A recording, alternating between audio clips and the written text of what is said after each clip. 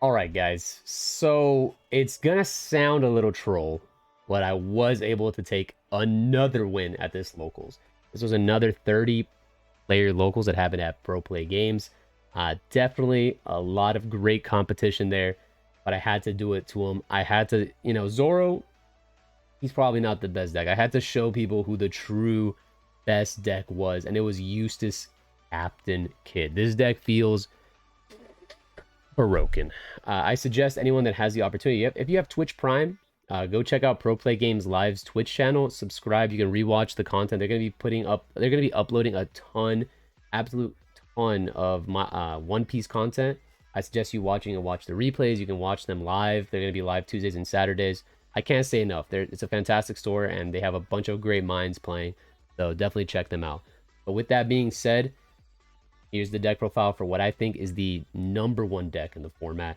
And then at the end of the video, as a little added bonus, we'll open the winner's pack together. So let's see how that goes. Let me just move this off to the side. Yeah, seems good enough.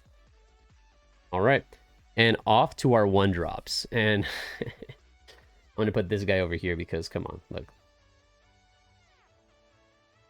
Nah, I'm just kidding. So Momonosuke. This card, people are very torn by it. I think this card in most of the matchups is unnecessary, right? Because versus the red, versus the purple, versus the blue, you kind of don't need anything else that's not just Bonnie as your #1 searcher. I mean, Bonnie searches almost every single card in the deck, and theoretically, you don't really need more. But Momonosuke is mostly there because what I've learned from playtesting and just theory crafting with some really good friends is the fact that in the green mirror match, the deck that is greedier will most likely win. And Momonosuke allows me to be greedier because if I have a 2 engine in the back with some front end, I can constantly just outvalue my opponent by tapping 2 every single turn while defending them on top of an A drop, 7 drop kid. Now, you can also argue that you can just play more top end. You can play more of the A, more of the 7 in order to win those games. The issue with those cards is that specifically, they don't offer you combo power. So because of that, I decided to go for Momonosuke because it adds some of the best cards in the deck in form of the 2K, the Okiku, and the Paradise Waterfall. All of those cards are unbelievably unbalanced, and therefore I decided to go for Momonosuke. I played him at 4. Definitely too much greed. So definitely 2 felt just right. You don't always have to open the Bonnie, but sometimes opening this feels just as good. And then obviously to round up our 1 drops, we have our boy, the man, the myth, the legend, Beji. Yeah, Beji's absolutely cracked. One drop blockers. There's no way that you can't fit them. If your color has it, there's no way you don't fit them into your deck. They're just so easy to fit in. With that one investment, you really can just hold them infinitely and then put them on turns that are very necessary. And your opponent will be like, they'll get through 1 and then you just drop 2 following because you've been holding them or pocketing for the late game, and they just won't suspect it. Like these cards, these 1 drops are so great. There's nothing I can say about Chopper and Law and Beji. Those cards are fantastic and should always try to fit them into your deck if you can.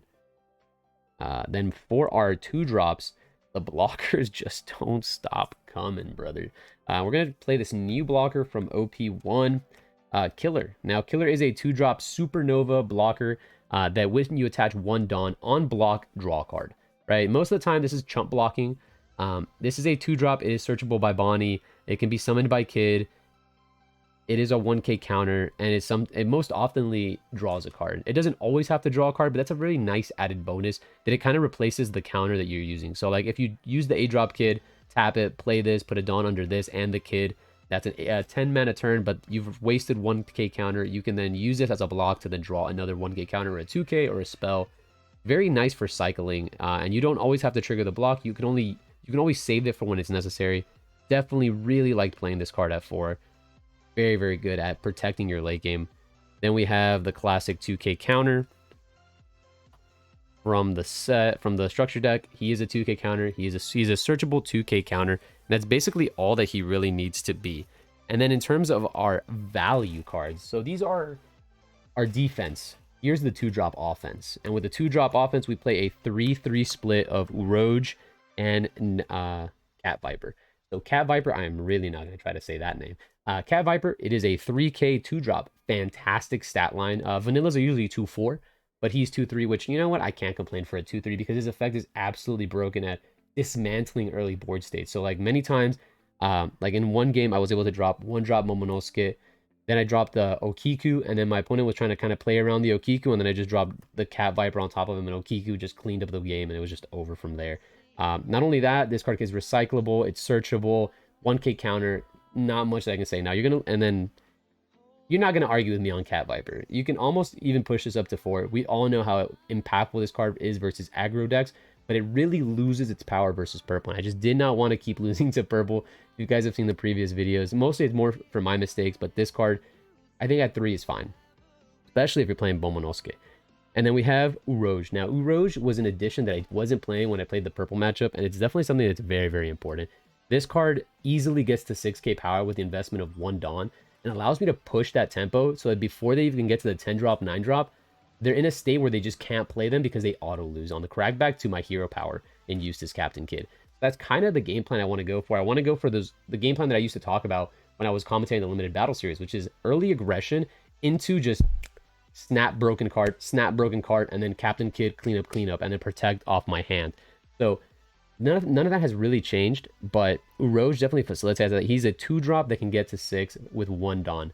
That in and of itself made me add it to my deck, as it just gives me more early game push than I previously had. That kind of just rounds up the 2-drops. Pretty simple 2-drop lineup and 1-drop. Everything so far has just been a value city card. In terms of our 3-drops, again, very simple. Izo, Okiku. This card's really unbalanced. I don't know what to say. Nico Robin's really good, but Okiku is, wow, amazing. The fact that it lets your leader just eat boards in a game where I think board control is almost more important than going for life. That's kind of why these aggro decks struggle, right? It's very difficult to pilot a Zoro deck, Luffy deck, any of these law decks to its utmost potential, because once you start getting a couple hiccups, it's very difficult to deal with the amount of draw power that you're giving your opponent in terms of life and their cycle and their searchers. So therefore, Okiku kind of lets you deal with the board, and then once you've finished off the board, Okiku's like, my job is done, face. And then they just start going for all the value, and you can just kill them over the course of 2 to 3 turns while they can barely do anything back to you. And then Izu's like a pseudo Cat Viper on a bigger, like, it can Viper a 4 instead of a 5, but the most important thing is a searchable 2k counter. That sometimes comes down into play. Very important for the mirror match are these like suspenders, because once you get into the A-drop battle of who can clear the A-drop, they're going to start backing the A-drop up with these weenie blockers, and then you kind of need Okiku plus Izo plus Cat Vipers plus Laws to kind of push through it over the course of 2 to 3 turns. It becomes a battle of attrition, but they're definitely necessary, and I don't think anyone's going to argue with me on a 2k counter that's searchable that also is just a fantastic on play. So 3 drops, again, simple, easy peasy deck. Then the 5s, they get a little wonky. I'm an enjoyer of Basil Hawkins. I play a 1-of. This card is a champion in the mirror match. Why? Because most of the time he is just for 1 Dawn investment, he's a 7, so he's already threatening the 7-drop, which the 7-drop is broken nowadays. It doesn't have the Flamingo to really pressure because blue isn't really in the meta. So that 7-drop just gets a lot of value. This 7 starts allowing you to clean the board. You put 2 Dawn under it, and he's already threatening the 8k, the 8-drop. They're going to have to go ahead and block it, use some combo power, but by just swinging at it, it just immediately restands, and they can go for it again. So it's just start chipping interaction. So therefore, Basil Hawkins is a searchable, amazing card in the mirror match. Again, because of the fact that he is not so great in the other matches, I only play him at a 1-of. He is searchable since he is a supernova, but he has no combo power. And then for our other level 5s, we play a 2-of X-Drake. Now, X-Drake, again, I'm not sure where I'm landing on these guys so far, but X-Drake is also really good in the mirror match because it lets you no commitment kill Bonnies, no commitment kill Momonosuke's, Okiku's that are suspended, and so on and so forth.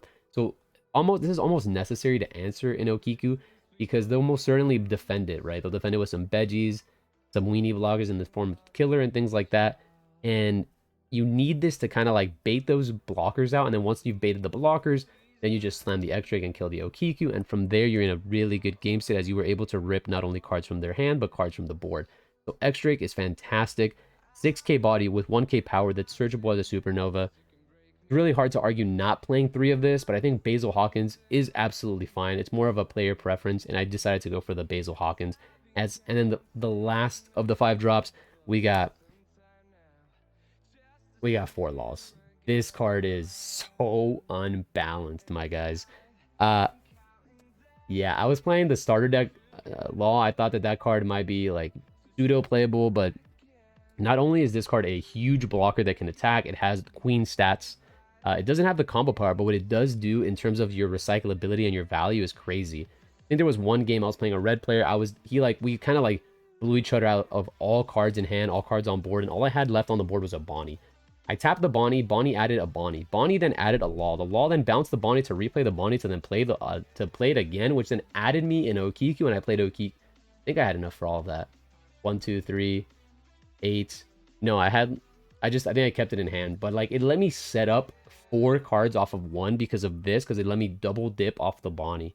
Not only that, you can restand your Okikus, you can reuse your Cat Vipers, you can reuse your Ezos.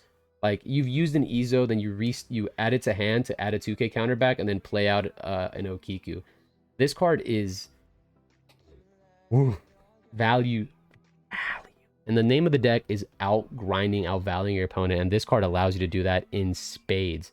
I was definitely wrong not playing 4 of this earlier, and I'm glad that it was brought to my attention how unbelievably broken this card is. And just look at this altar. It's just shambles, baby. It's so good. So good. Amazing. And for our top end, it looks like it's a very standard 2 of the 7 drop. Arguable you can play the 3rd, but once again, in some matches you don't want to see him too much. In the mirror, he's just absolutely cracked. But I decided to go for a 2 and the Basil. This is like my choice of split. You can definitely go 3 and 3. And don't hate me for having this version. It's very difficult to get parallels. We're working on it, boys. But can we all just talk about one of the most unbalanced cards in the game? The card that I was fearing, the card that shaped my entire tier list, the 8-drop Kid. Oh my god, this card is unbearably broken. The fact that a bunch of decks have to now get to 8k to beat me. This deck has a lot of 2k counters. It has Paradise Waterfall that can just like in a pinch, like let's say they finally have enough Dawn power to deal with this, you can like block with a blocker, Paradise Waterfall, restand this, and now they're just like, the combination of restanding your, like, the way that you manipulate the board with the cards that you have is just so, it's just too much. It honestly just has too many good values, which is crazy. In my opinion, this deck is extremely cheap. Barring if you go for everything that's not high rarity, it is 1 structure deck, and then like 10, it is most certainly 7 SRs. 7 SRs and a bunch of like random like rares. It's an insanely accessible deck. Very good. It not only rewards players that know how to play it. The mirror match is very skill intensive, but the unfortunate part of this deck is that it kind of like pushes and shapes the meta into things that people might not like. The fact that this card is so unbalanced makes it so that other more fun decks may have a difficult time getting around it. Okiku and Kid, in my opinion, those cards are, I don't want to start talking about ban lists, but those cards are definitely on the higher end of the power scale, and because of them, some of the funner and more interesting decks might not see light of play in competitive aspects. But this card is really good. If you guys don't know what it does, an 8-drop that when you play it, you can Dawn bind. If you put 1 Dawn under it on opponent's turn, if this character is rested, your opponent cannot attack characters other than Eustass, Captain Kid. This is incorrectly eroded. On the website, it says your opponent cannot attack characters or leaders other than this card, right? So they must attack this before they can attack anything if it has a Dawn under it. And then its other effect is active main. Once per turn, you can rest this. So even if I'm at like 9 Dawn, I can play this for 8. Trigger effect, play a blocker, put a Dawn under it, go. And it's just every other turn, this is going to get 1 Dawn, 9, 9. While this is also going 8. And then once you get to the point where they're like at 1 life, you're getting 8, 9, and then the leader is just going to go 10, 10. And that's just clappy. So really unbalanced. Really unbalanced top end. Best top end in the game with the best board control and best value engine. Once you put the value engine plus the board control plus the top end, now we've got a really bananas deck. And that's why I thought Kid would be number 1.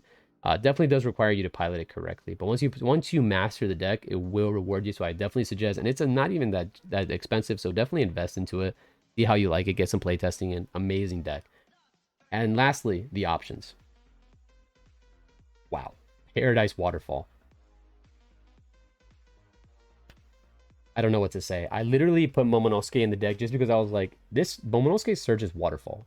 That's enough of a reason for him to put him in my deck. This card, it causes your opponent to play in an awkward, like by me just leaving one Dawn up, their turn becomes infinitely more awkward. They have to play around this card, and sometimes they can't afford to. And if they make one mistake, I Waterfall them, and they're just blown out of the game entirely. This card allows you to keep so much value. It also has very interesting interactions with blockers. Let's say I block with the 7-drop. I pay this for 1. He's now 9. I rest him on block. Then I restand him because of the Paradise Waterfall. Now you have to deal with a 7k blocker twice. It also, like, you swing at my leader while using your Nico, and then I trigger the Waterfall to make my Robin restand, or my Okiku, sorry. And it just becomes more difficult for you to deal with my early game board while also being a 2k counter for 1. Very, very good card. Very, very good. And then we have Punk Gibson. Punk Gibson's here in the place of Repel, mostly because I want to deal with the aggro decks. Allows me to suspend their 4-drops. You can play around it, but there are some board states where they just cannot afford to. This card in life has actually won me the mirror match and won me a couple games in tournament. That's just lucky. It has a great trigger in security or in life, and it's fantastic. If your opponent doesn't respect you putting 2 Dawn up, they can easily get blown out by this card. And for the final card in my deck, I did decide to play 1 Straw Sword. This card is searchable, and it's very, very good into the mirror. It allows me to finally push to that 8-drop kid when necessary. So that wraps it up for our deck profile, and off the last little bit. So let's see what we got in this winner's pack. Any guesses, boys? Let's see if we get a little lucky and get the Luffy. Oh my god, I see red. I see red. Is it? Oh, let's go, guys. We were able to pull it. I'm destroying this pack. But we pulled the broken winner card. 3-drop, 3k, 2k counter right into the Zoro deck. Let's go. If that's not a way to end a deck profile video, I don't know what is. But until next time, guys, go terrorize your locals with this Eustass Captain Kid deck and get yourself some winning prize cards. Until next time, let's find the One Piece. Gaming.